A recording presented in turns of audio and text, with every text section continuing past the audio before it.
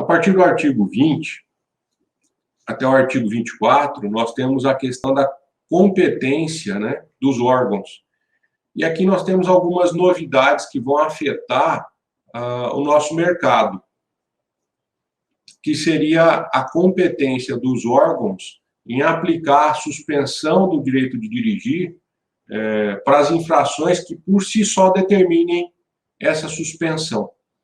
Então, o artigo 20 trata da competência da Polícia Rodoviária Federal, que alterou o seu inciso 3º, no que diz respeito à competência, justamente para poder, na sequência, nós vamos ver, justamente para poder atribuir essa competência para a Polícia Rodoviária Federal de aplicar a suspensão para as infrações que, por si só, caracterizem a suspensão. Então, o inciso 3º, só foi reformulada a questão da competência, né? Executar a fiscalização de trânsito, aplicar as penalidades de advertência por escrito e multa, e as medidas administrativas cabíveis, com a notificação dos infratores e a arrecadação das multas aplicadas e dos valores provenientes de estadia e remoção de veículos, objeto e animais de escolta de veículos de carga superdimensionadas ou perigosas. Com base nessa alteração, aí nós tivemos incluído o inciso 12, que é de competência da Polícia Rodoviária Federal, aplicar as penalidades de suspensão do direito de dirigir, quando prevista de forma específica para a infração cometida, comunicar a aplicação da penalidade ao órgão máximo executivo de trânsito da União. Eu diria para vocês o seguinte, então aqui o Código já começou a fazer a alteração, determinando competência para os órgãos, no nosso caso aqui da Polícia Rodoviária Federal. Então, o que vai acontecer? Excluindo o órgão executivo do Estado e do Distrito Federal, DETRAN ou CONTRANDIF, aí, excluindo os DETRANs do Brasil, que já tinham essa função de aplicar suspensão, tanto para quem tinha somatória de pontos, quanto para quem praticava uma única infração que determinava a suspensão, excluindo, aqui nós temos a alteração de competência para os órgãos, para que eles possam aplicar a suspensão também naquelas infrações que são de sua competência e que determinam a suspensão por si só. Vai gerar uma certa complicação, penso eu.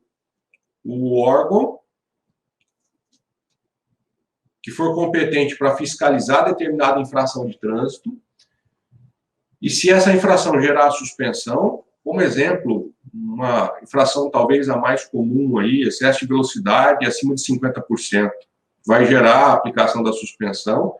Então, o órgão vai aplicar o processo da multa, vai executar o procedimento para a aplicação da penalidade da multa, que, consequentemente, também terá a penalidade de suspensão, e, com isso, nós teremos uma abreviação de todo o procedimento.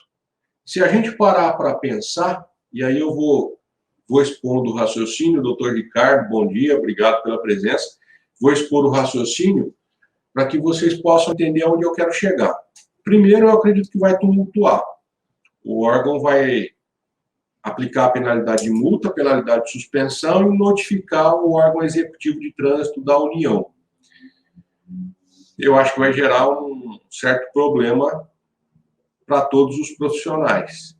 Até porque nós vamos correr o risco da pessoa, no período de 12 meses, ter várias infrações e, às vezes, ter um processo de suspensão instaurado num determinado órgão, numa determinada cidade do país, em outro local, às vezes uma única pessoa, vários processos espalhados.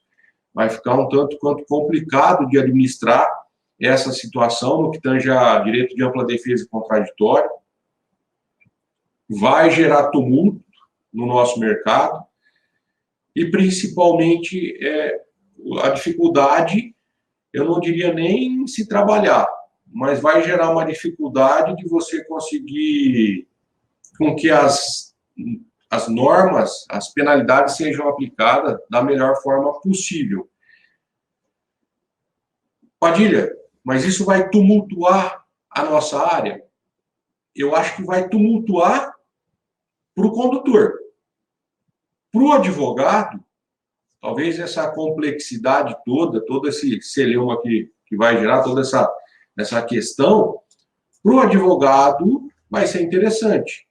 Por quê? Porque as pessoas com menos conhecimento, desprovidas desse conhecimento técnico de direito, né, elas vão sentir dificuldade em atuar nesse mercado. Um exemplo, aquele profissional que, de repente, faz essa parte administrativa sem nenhum conhecimento.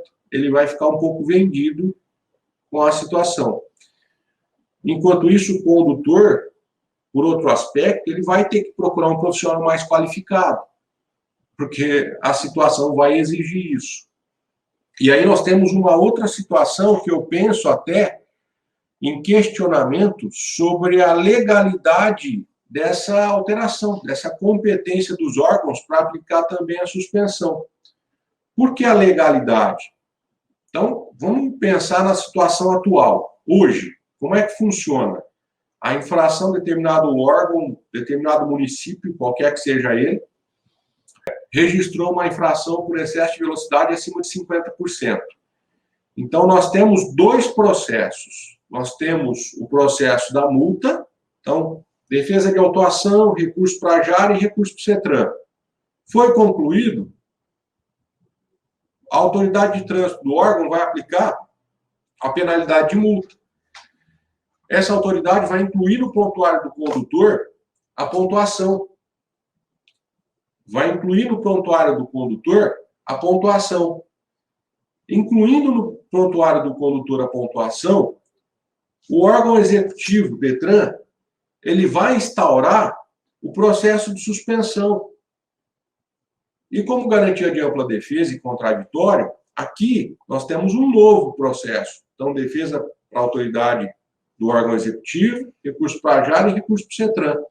Então, hoje, nós temos 6 momentos distintos em que o condutor pode se defender quando a infração, por si só, determina a suspensão. Então, são 6 oportunidades, são 2 oportunidades em 2 processos que geram 6 possibilidades de defesa. Na infração, que por si só por si só gera suspensão. Com a delegação da competência para os órgãos, para que eles possam aplicar também a suspensão para aquela infração que determina a suspensão, como, por exemplo, o excesso de velocidade acima de 50%, o que é que vai acontecer? E aí vem a construção, o início da construção do raciocínio. O condutor, ele vai ter uma infração que determina a suspensão. Ele vai apresentar a sua defesa prévia, o seu recurso para a JAR e o seu recurso para o CETRAN. Concluído esse procedimento, a autoridade de trânsito vai poder lançar o valor da multa e a penalidade de suspensão. O que aconteceu aqui?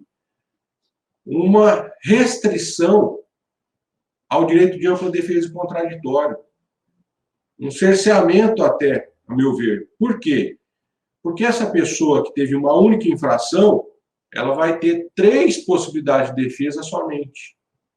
Enquanto que, nós vamos chegar lá na frente, mas enquanto que o condutor que tiver várias infrações e ele for sofrer um processo por somatória de pontos, isso mesmo depois do dia 12 de abril, já acontece hoje, e vai permanecer depois do dia 12 de abril.